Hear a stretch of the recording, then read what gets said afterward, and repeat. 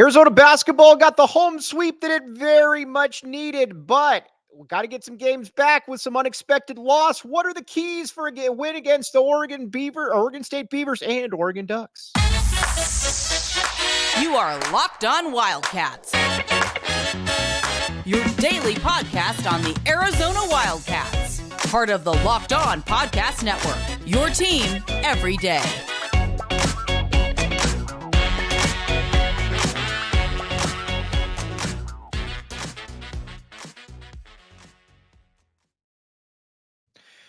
Thanks for making Locked On Wildcats your first listen of the day. This show is brought to you by FanDuel, and always your show in the morning every day, Locked On Wildcats. All right, now, Arizona basketball is in a weird spot where they are ranked ninth in the country, but let's be honest, we have high expectations here in the desert, and Arizona has not played, I think, up to snuff of late. Now, again, there's a lot of teams kind of go through these mid-season swoons. I get all of that. But listen, I mean, Arizona's had some very unexpected losses. The Stanford game, you can totally chalk that up to, Stanford was just making shots from the parking lot that they wouldn't normally make. I can wrap my head around that one.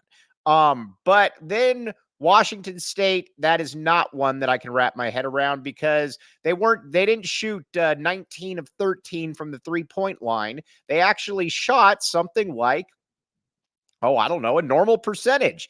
But the problem, though, in that Washington State game is that group of players just played harder. And I think that is the frustrating part about everything is that they just played harder. And that's something that just can't happen. It just can't. Arizona is a team that has national championship aspirations, and there's no reason that they shouldn't be playing hard. And there's no reason that they should be taking any team for granted. Again, this isn't the Golden State Warriors. They're not that good. They can't just look past anybody and say, all right, well, we just got to show up and we'll get the victory. They are not that good. They are good. They are not that good. All right, now. So you got to get a couple of these games back because, like we just talked about, you shouldn't be these are games that you did not expect to lose. And I think a big part of it is, what's going on with Oregon State and Oregon, because these are the games coming up, my friends. Now, I think the first one is Oregon State. Now, again, I'm not going to sit here and blow smoke and tell you that Oregon State's good because, quite frankly, Oregon State isn't good. But this also isn't the team from just a few years ago where they were essentially 2-40 in the regular season.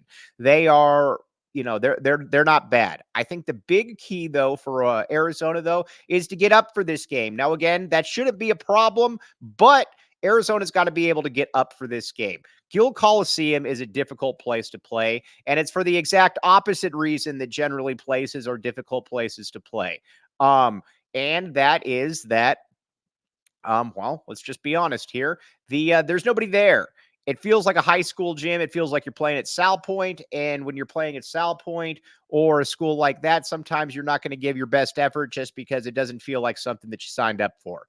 That said, that can't be an excuse for the Wildcats. They have to be able to play this game, and they have to be able to get up for this game. Again, there's absolutely no excuse for not being able to get up for a game, especially, too, when you've lost some games that let's be honest here, you shouldn't have lost.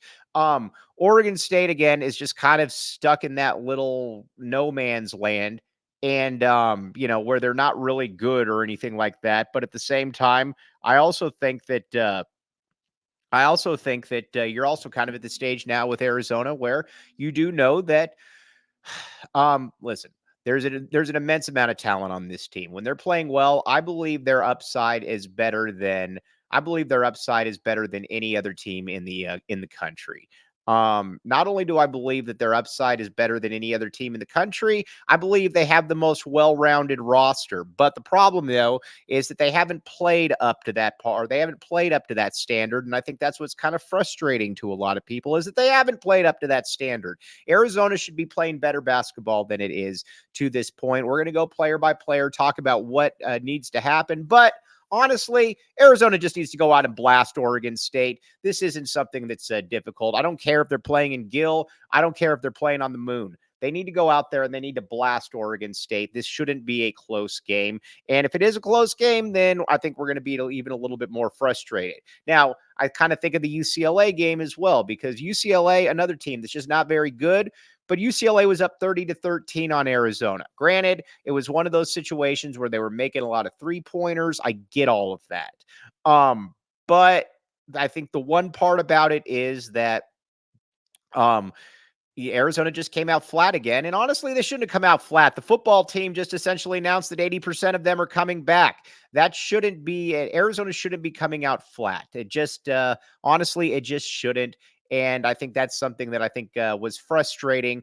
But either way, in the second half, you saw when Arizona got going that this is a team, this is a force to be reckoned with. And again, I think that's why we're holding them to, higher standards around here.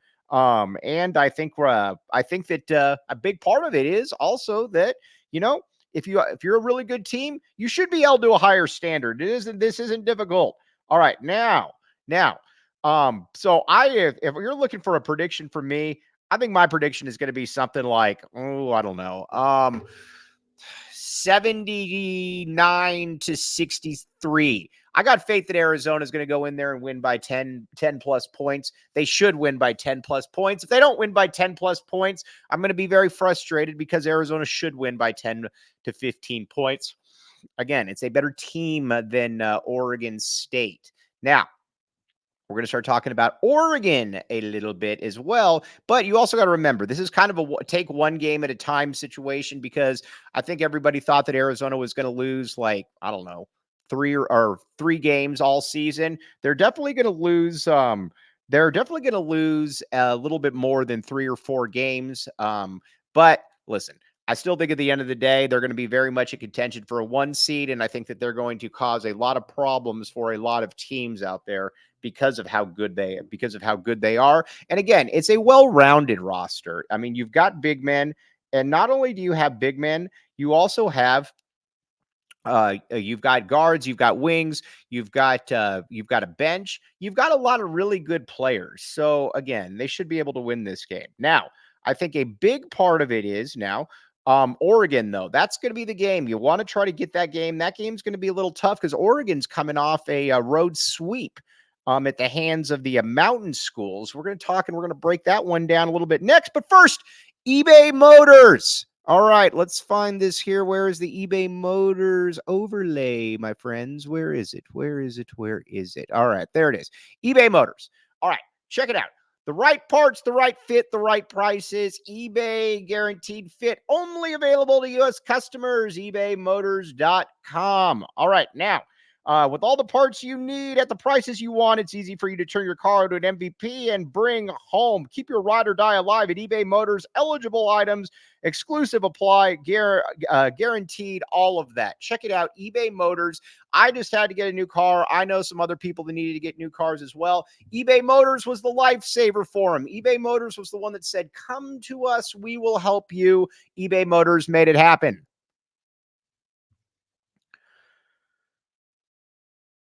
Thanks for keeping it locked on, Wildcats. I'm your host, Mike Luke. All right, now we've got a lot to get to here. A big part of what's going on with Oregon. Oregon is the one school that I think it's fair to say that I think when their talent, when they are one-on-one, when they are mano y mano, as the kids say, I think that it's fair to say that they can match Arizona, because again, when you're getting healthy, a big part of it is that you need to be. A big part of it is when you're getting healthy, you got to get your best players out there. And Folly Dante is, in my opinion, when he is healthy, and Folly Dante is the best big man in the conference. And honestly, I think he's one of the best big men in the country. You watch him; he's about 7 foot. He can move around. He's been around forever. We all know that. He's a very, very good basketball player. And then not only is he a good basketball player, he's also the dude who kind of makes everything go for them. I mean, that first game of the season against Georgia, 16 points, 21 rebounds. I mean, that's who he is. He's an ex 5-star big man in his 5th year of college. He's good. There's really no other way around it. And then, next to him, if he's healthy, Nate Biddle is very good. Nate Biddle, an ex McDonald's All-American, really good. Again, can stretch the floor, can do a lot of really good things. Nate Biddle also very good. So those two guys up front are a load. And then you got Kwame Evans Jr., who another 5-star big. He also can do a lot of things. He's quite good as well. So you got 3 really, really good big men out there. Not only do you have 3 really good big men, you've also got players on the wing that are good as well. From Jermaine Couisnard at that guard position. I like Jermaine Couisnard. He's not the most efficient player in the world, but he's good. That's the best way I can put it. Not efficient, but good. He can cause a lot of stress for defenses, and he can do a variety of different things. Cario Aquendo, also a transfer from Georgia, very good. Maybe the most athletic player in the entire conference. And if he's not the most athletic player, he's certainly right. He's certainly right there. I think he probably is. And then at the guard position, it's kind of what makes him go. Jackson Shelstad. Oregon has not had a difference maker guard like him since Peyton Pritchard, or if you want to go guard perimeter player, since Chris Duarte. Just somebody who can absolutely take over a game, and not only take over a game, but also just really, really stress a defense by continuously going at you at all times. Shelstad's good. Shelstad's legitimate. Shelstad is the goods. I think that he will, he's going to be a first-round pick sooner than later. If he's around college for a second year, he's going to be a first-team All-American candidate. He's that dude. Again, a guy that just keeps rising and rising up the draft boards. He can really play. And honestly, he's a winner. And that's kind of what you're looking for in basketball. You're looking for winners, obviously. Winners only apply. But again, he's really, really good. And then Keyshawn Bartholomew, if you're looking for a good backup point guard, he's your dude. He's solid. Again, he's not going to play in the NBA. He's not going to make anybody forget, certain players. But Keyshawn Bartholomew can play. And not only can he play, he's the dude who, when he gets into when he makes the right decision, he's making threes. He's just a pretty good basketball player, and he's probably going to play 25, 26, 27 minutes per game. That's essentially what you have with Oregon. Now, Brennan Rigsby, again, I like him too. But now we got to talk about exactly what's going on with Kylan Boswell. Now, Boswell is the dude that I'm going to keep harping on it. I'm going to keep saying it. I know I sound like a broken record. I don't care, because when I get a good point, I need to continue to accentuate it, because it's rare that I make good points, but I need to continue to accentuate it. It is a very, I think with Kylan Boswell, you need Kylan Boswell to be an all-conference guard. Again, I'm going to keep saying this, and I know that maybe this seems weird. I don't care. You need Kylan Boswell to be good. And not only do you need Kylan Boswell to be good, you need him to be a difference maker. There's absolutely no reason why he shouldn't be a difference maker. He goes out there and he's a player that can make a lot of different, he can get to the basket when he wants. He's shown he can hit step back threes. He can do a lot of different things. And not only can he do a lot of different things, he can also put a lot of stress on the defense. And he started out the season making threes left and right. And that has certainly fallen off. Not exactly sure what's going on there, but you need him to be able to get back in action. You need to be able to have him to be able to get back, and you need to be able to get him back there. Now, on multiple occasions, though, you also have a player, though, that has shown that he can look like a first-round pick, but he has not looked anything like a first-round pick. Arizona needs him to be able to get there. Arizona needs to be able to get there and get needs him to be a difference maker. Again, I'm saying 13 or 14 points, 4 or 5 assists. I don't see that there's any reason why that he can't do something like that. And again, if he wasn't good, there's absolutely no reason that we can't sit here and say that he's not capable, because he's more than capable. But you also have a backup option at this point to Jaden Bradley. Jaden Bradley, when he comes into the game, things kind of change under Bradley. And that's I'm not really breaking any news there, but he's got quick hands. He's active. He's athletic. He's never going to be a big scorer. We all know that. I get all that. Not going to be a big scorer, but he's also kind of the dude that can, while he's maybe doesn't have a high upside, he can shoot. He can shoot passing lanes. He can do a lot of different things that some of these other players on the team can't do. He's like I said, he's a unique player. Not only is he a unique player, I'd like to see more of him, and not only more of him, I'd like to see a lot more of him. And I think we will find out exactly what he's capable of. But I think that it is fair to say at this point that he's a very, very good player. Now a couple things. Uh, I do think that it's fair to say as well that the guards got to be. Listen, Caleb Love. We've talked about it. Caleb Love is the entire experience, and not only is he the entire experience. He's also he's also the guy who is able to, I think pretty much I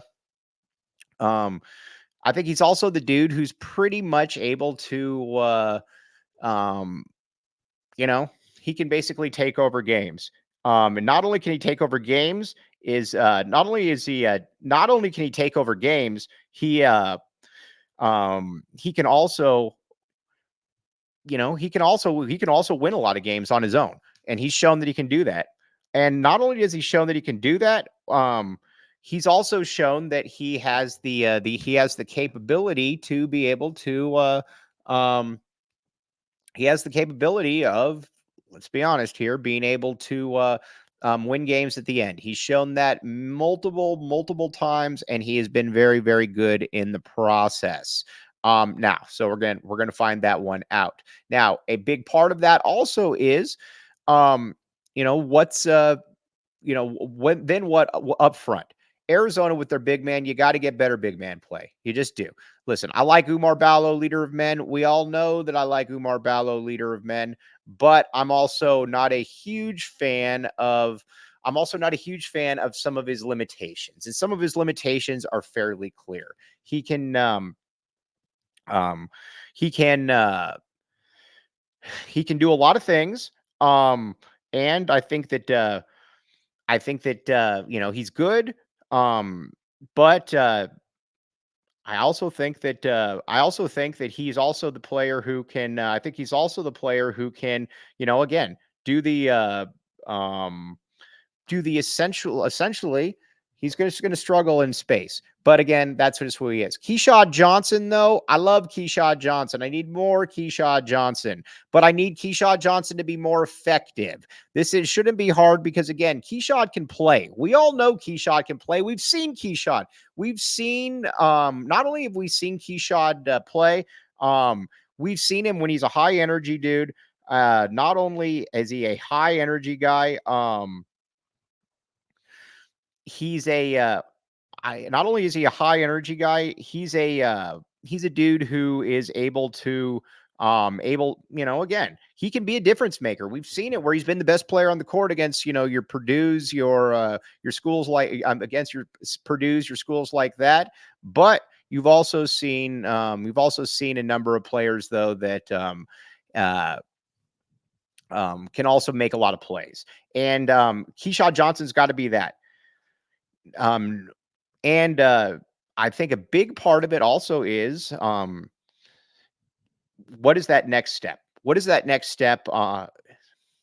And that's where Arizona's got to be better. Arizona's just got to be better up front. Arizona's got to be able to dominate. And if they can't dominate, then they're not going to have they're not going to be able to just do a lot. And that's why, again, I need Arizona to be better. Oregon's going to be a huge play. Now, again, one thing I would like to see is bench play. I'd love to see a lot more bench play because, again, I love KJ Lewis when he's out there.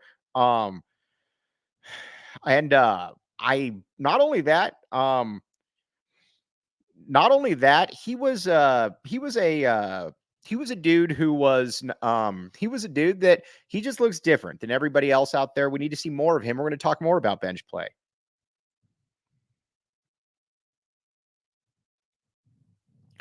Thanks for keeping it locked on Wildcats and making this your first listen of the day. I am your host, Mike Luke. All right, now, let's talk a little bit about Arizona. Let's talk a little bit about Arizona's bench play. Again, I love KJ Lewis. We need to have more KJ Lewis. And not only that, we need to have more KJ Lewis out there. Honestly, he can bring a lot of things to the table that he can bring a lot of things to the table that just nobody else can, from his athleticism. And not only that, he can just be a difference maker. And not only can he be a difference maker, he can also be the guy that he's that NBA guy. People make it and not only can he be that guy, he is also that dude who can be basically just a difference maker. Like I said, he can play in the NBA. I'd like to see a little bit more of him, honestly. I think that he brings a little bit more. I think when he and Jaden Bradley come into the game, there's a difference. And honestly, I would like to see a little bit more Mount Crevis as well. Crevis has higher upside than Umar Ballo, leader of men. I guess my question with Crevis, or I guess my question is with Umar Ballo, leader of, Mount Crevis, is I just think he can do a little bit more. And again, that's not really a slight towards Umar Ballo, but I think there's an upside with Crevis that Ballo just doesn't possess. I'd like to see him get a little bit more. I know there's times when he comes into the game and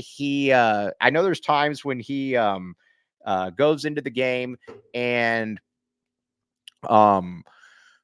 I know there's times when he comes into the game and there's kind of a situation where it's like, all right, well, what are you really doing?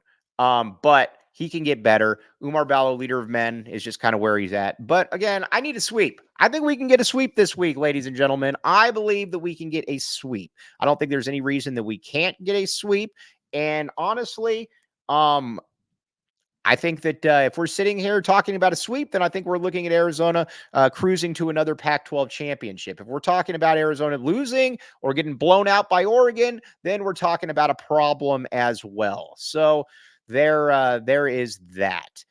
So again, we will certainly keep an eye on all. We'll certainly keep an eye on all of this. But again, this is a big weekend for Arizona basketball. Now, we're going to come back tomorrow. We're going to talk a little bit more Arizona football because the staff is really coming into play. We like hearing that, the staff coming into play, everything that is coming down. But again, this is the time we got to back the A together, my friends. Back the A. Check it out. But I'm going Arizona 91, Oregon 87. And not only am I going Arizona 91-87, I think that there is going to be a case to be made for Arizona to be pushing that top 5 envelope again. But like I said, we're going to talk. So we'll be talking about that, and we will be talking some Arizona football as well, getting you back into the mix. But as always, thank you a ton for making Locked On Wildcats your first listen of the day. As always, because again, we got basketball, we got football, we got everything going on. And again, there's no better time to back the A. On that note, you have a great rest of your Thursday, and you have been listening to Locked On Wildcats.